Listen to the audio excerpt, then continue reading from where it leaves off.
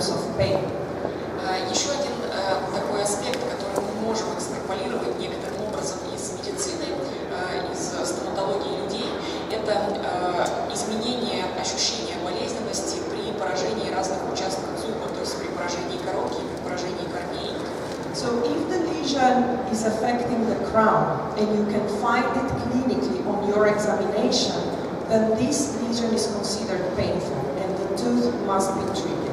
В случае, если в ходе своего клинического обследования вы обнаруживаете повреждение коронки, и это совершенно точно, да, то есть вы констатируете наличие признаков подобных клинических, то считается, что повреждение такое является болезненным, следовательно, такой зуб нуждается в лечении. But if the lesion is only affecting the root, so you basically don't see anything abnormal on your clinical examination, just on the radiographs, then that tooth is likely not painful and can be left in place. Однако в случае, если в ходе клинического осмотра базового вы не обнаруживаете никаких клинических признаков, но находите признаки резорбции рентгенологические, то это означает, что в процесс вовлечен только корень, и в этой ситуации, скорее всего, состояние не болезненно для животного. So how do we diagnose it? Let's check this. Какие у нас есть диагностические возможности? The first thing, when the animal is under anesthesia, you will take the dental explorer, which is a sharp-ended instrument, and check the surface of the tooth. Первое, что мы с вами будем делать, как только наш пациент оказывается уже в состоянии общей анестезии, мы возьмем стоматологический зонд, очень тонкий, достаточно острый инструмент, и будем проверять поверхность зубов. And when you run along the crown surface, you will literally get stuck. You will feel the lesion. Когда вы проводите вот таким зондом по поверхности зуба, по поверхности коронки, в случае, если у животного есть такие повреждения, о которых мы говорим, ваш зонд застрянет. So when you feel this, you already know this tooth needs to be treated. Как только вы окажетесь в такой ситуации, то есть вы почувствуете, что инструмент при процарапывании коронки застревает, вы уже можете предполагать, что эти повреждения имеют место. And then the next thing is dental radiographs, which writes not up, but the dental radiographs need to be taken in order to evaluate what is going on in the roots. Следующий этап диагностический, почему-то нет его на слайде, это рентгенологическое обследование. Необходимо оно нам для того, чтобы понять, что происходит в корнях, то есть что происходит внутри. And how to decide to do radiographs? In cats, I would strongly recommend to full mouth radiographs, so meaning radiographs of all the teeth. Как принять решение относительно планирования рентгенологического обследования полости рта? У кошек доктор настоятельно рекомендует сделать обзорное рентгенологическое обследование, и другими словами, исследовать рентгенологически каждый зуб. Although it has been shown that if you take radiographs only of the mandibular teeth, you can, the third mandibular premolar teeth, which are most commonly affected, you can actually predict the disease if those teeth, in other teeth, if these two premolars are affected. Хотя известно, что если мы знаем, что чаще всего и на первом месте по предпочтениям для этой патологической ситуации оказывается третий премоляр, известно, что если мы сделаем снимок этого зуба, то мы сможем с достаточно большой долей вероятности предсказать наличие резорбтивных повреждений других зубов. And the goal of the clinical and radiographic examination is to determine the stage and the type of resorption. Целью рентгенологического обследования будет являться выявление клинической тяжести, а также стадии, на которой находится резорбция. When we talk about the stage, we talk about how much of the tooth has been resorbed. Если говорить о стадиях, то есть о классификации уровня резорбции, тяжести резорбции по стадии, то здесь мы будем опираться на то, какое количество зубной ткани зуба конкретно вовлечено в процесс. And we have 5 stages that we talk about. Различают 5 стадий. The stage 1 is very, very difficult to detect because it's a really early lesion on the tooth. Первую стадию бывает чрезвычайно сложно распознать, потому что это очень изначальные изменения тканей зуба. And usually these go unnoticed, we usually don't find them. Обычно мы не различаем эту стадию, то есть у нас нет средств, чтобы ее найти, обнаружить. When we talk about stage 2, there is significant lesion there, but the pulp is not yet involved. Вторая стадия, мы классифицируем резорбцию как резорбцию второй стадии в случае, если мы уже видим признаки резорбции, однако пульпа не вовлечена в процесс. But still, already in this stage, the tooth needs to be treated because the disease is progressing. Однако, если мы находим резорбцию второй стадии, то мы уже должны планировать лечение, потому что это означает, что патологический процесс прогрессирует. With stage 3, the disease progressed to involve the pulp. Третья стадия предполагает дальнейшее прогрессирование заболеваний и увеличение пульпы. And with the stage 4, majority of the tooth has been resolved. Четвертая стадия – это ситуация, когда большая часть зуба уже включена в процесс. And then we also classify this further. If the tooth has been resorbed evenly on the crown and the root, we talk about stage 4A. Можно четвертую стадию классифицировать еще более глубоко, еще более точно. В случае, если резорбции подвержены части коронки и корня, то мы говорим о том, что это стадия 4А. If the crown is more affected than the root, then it's 4B. Если коронка вовлечена в процесс более интенсивно, чем корень, то это 4B. And if the root is more affected than the crown, it's 4C. Если в основном резорбции подвергся корень по сравнению с коронкой, то это 4C. And you can find this classification on the American Veterinary Dental College website, and all of this information are freely available to you. Вот эту информацию по стадированию, по классификации тяжести резорбций зубов вы можете найти на сайте Американского стоматологического ветеринарного колледжа. Она в свободном доступе выложена, то есть эта информация вся есть, если вас она интересует. The end stage of disease is so-called stage 5, where there is no tooth clinically visible, and on the radiographs there are only ghost roots. В случае, если мы не видим клинические зубы вообще, или рентгенологически мы только видим такие корни, признаки, то есть останки корня, то такая стадия называется пятой стадией. So we said once we detect any stage of disease, the tooth needs to be treated. But the treatment depends on what we see on the radiographs. Мы с вами договорились, что как только мы можем классифицировать это повреждение, отнести его к определенной стадии, нам нужно выработать некий план лечения. И здесь проблема в том, что лечение будет зависеть от того, какой именно тип резорбции мы наблюдаем, как мы классифицируем дальше это повреждение. The type of resorption on the radiographs, or let's say the type 1 resorption that we see on the radiographs, is the one where periodontal ligament is still clearly visible.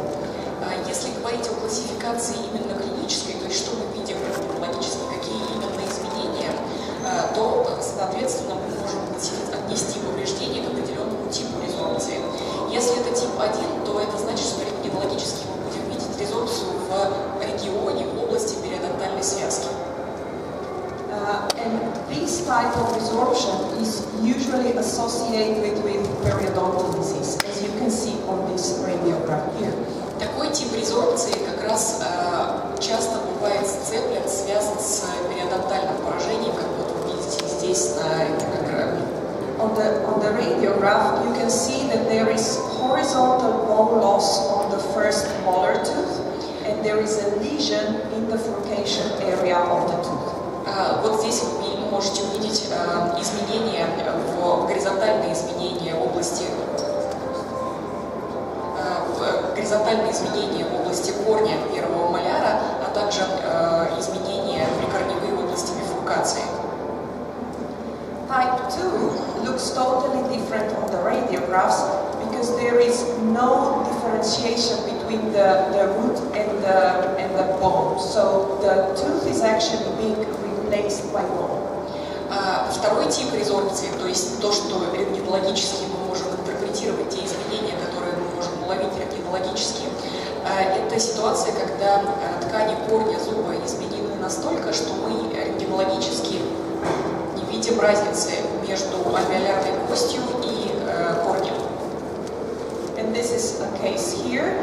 You can see the occlusal radiograph of both mandibular canine teeth, and if you look at the roots, you can't really outline the root. The root is being replaced by one. Здесь мы видим пример такого типа резорбции. Это снимок окклюзионной поверхности обоих клыков нижнечелюстных. И если приглядеться, то мы не можем идентифицировать разницу между альвеолярной костью в области корня клыков и, собственно говоря, самим корнем. And then type 3 is actually a combination of type 1 and type 2 on one tooth. So one root is affected by one type and the other root by the other type. Резорбция третьего типа – это фактически комбинация двух предыдущих типов резорбции. То есть, например, один корень, одна сторона зуба может быть поражена по первому типу, а вторая по второму типу. Таким образом, мы имеем третий тип резорбции. And you can see this on this radiograph. So the first molar tooth, again, the distal root is affected by type 1. You can outline the ligament around the root. Здесь вы видите пример такой комбинации, то есть резорбции третьего типа. Это первый моляр, опять дистальный его корень. Вы можете видеть зону периодонтальной связки, вот эту линию периодонтальной связки. But if you look at the mesial root, again, you can't outline it. It's been replaced by bone. Но у мезиального корня мы не можем увидеть вот этой линии. То есть фактически это означает слияние корня с альвеолярной костью. The question is if these two types are now actually the same. Вопрос, который перед нами встает, не можем ли мы расценивать вот эти два типа, примеры которых вы видите на экране сейчас, как одно и то же, как идентичное состояние. They are both type 1 resorption. We can see ligament in both first molar teeth on these two cats. В обоих случаях это резорбция первого типа. Мы можем увидеть периодонтальную связку у обеих этих кошек. But on the left side, you can see that there is no periodontal disease. Однако слева мы не видим признаков поражения периодонта. But on the right, you can clearly see that there is periodontal disease affecting the molar tooth. Тогда как справа, наоборот, мы наблюдаем признаки поражения, периодонтального поражения в области маляров. But from the clinical point of view, we just need to treat both, and we will treat both the same way. Однако, если с практической точки зрения это рассмотреть, мы должны лечить оба этих зуба, обе этих ситуации, и лечить мы будем их одинаково, то есть использовать один и тот же принцип. So how do we treat this? Каким образом мы будем проводить это лечение? The goals of our treatment is always to relieve pain. That's always the number one of all our goals. Целью номер один нашего лечения всегда во всех ситуациях будет исключить болевые ощущения, снизить болевые ощущения от патологии. Then, if at all possible, we would like to stop the progression of disease and restore the function of the tooth. Следующие наши цели по возможности заключаются в том, чтобы остановить прогрессию заболевания, то есть сделать так, чтобы оно перестало развиваться, и по возможности восстановить функцию поврежденной зоны. But unfortunately for tooth resorption, we still don't know how to do this.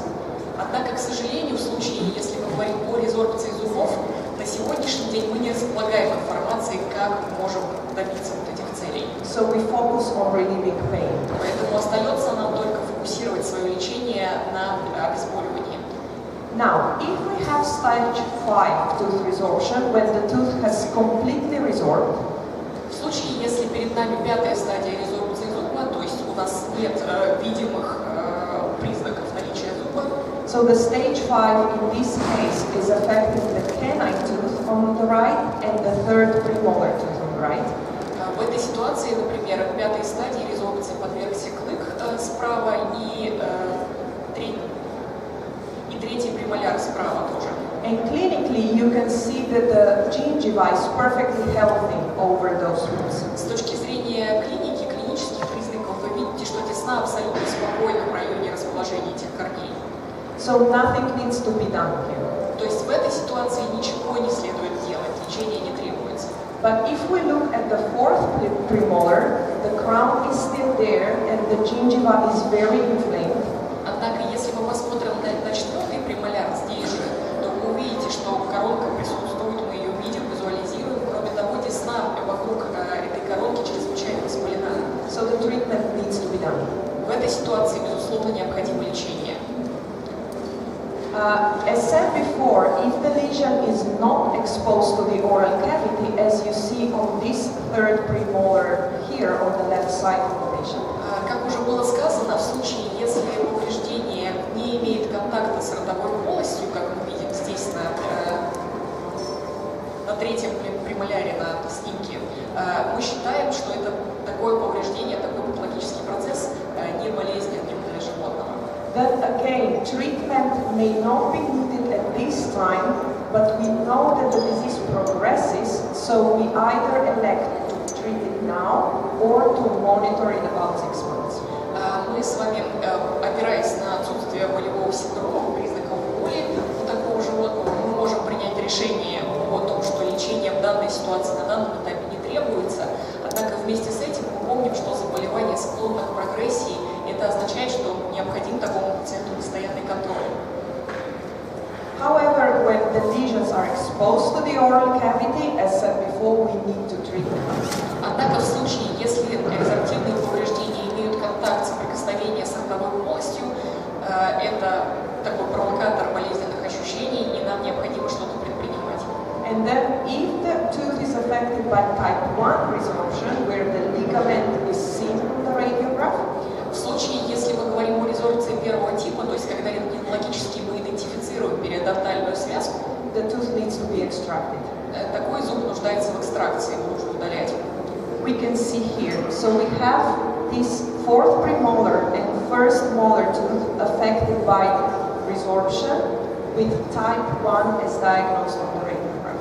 Вот здесь мы видим пример ситуации, когда необходима экстракция. Это четвертый премоляр и первый моляр с рентгенологическими признаками резорбции первого типа. Мы видим связку. Это ситуация, когда оба зуба нуждаются в экстракции. And ideally, you would take a radiograph after extraction as well to confirm that really the whole root was removed. В идеальном случае, в такой корректной ситуации, после экстракции необходимо повторить рентгенологическое обследование, чтобы убедиться в том, что не оставили мы никакой части корня. And you can see the post-operative radiograph on your right. Постоперационную рентгенограмму вы видите справа на слайде. The other situation is if we have resorption type 2, so when the bone is replacing the tooth. Другая ситуация – это резорбция второго типа. Это ситуация, как мы говорили уже с вами, когда, собственно говоря, костная ткань замещает ткани зуба. In this particular situation, which is again diagnosed by radiographs, we can decide to do so-called crown amputation. В этой ситуации, когда мы подтверждаем наши находки рентгенологические, мы можем предпринять ампутацию коронки. So with crown amputation, what we do is we still open up the flap like we would extract the tooth. В случае, если мы выбираем такую технику лечения, такую хирургическую технику, нам необходимо все равно заранее сформировать лоскут, то есть действовать ровно так же, как при стандартной экстракции. But then instead of extracting the tooth, we would just use a big round diamond burr and cut away the crown slightly below the alveolar margin. Но вместо того, чтобы приступить к экстракции после формирования лоскута, как мы бы сделали это в стандартной ситуации, в случае стандартной процедуры удаления зуба, используя большой круглый алмазный бур, мы должны будем спилить коронку чуть-чуть ниже, чем альвеолярный край альвеолы. And then we would suture soft tissues back over the amputated side. После этого в зону ампутации мы укрываем мягкими тканями, подшивая их, закрывая таким образом дефект. And we can see this situation here. So the canine tooth of this cat, the one on the right, so the left canine tooth in this cat had a lesion that was exposed to the oral cavity. Здесь вы видите пример. В данной ситуации имело место повреждение, это левый клык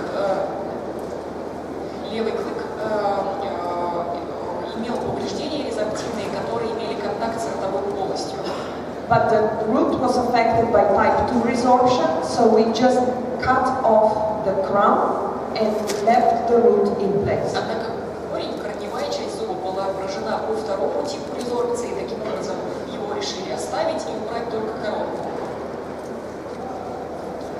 So ideally, we would recheck that in 12 months, how it's going. В идеальной ситуации такого пациента нужно повторно обследовать через месяц, через год, через 12 месяцев, чтобы посмотреть, проконтролировать, как идет процесс.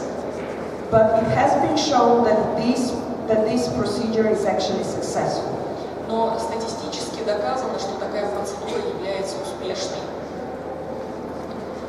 This, however, what do you think about this? Что вы думаете о такой ситуации?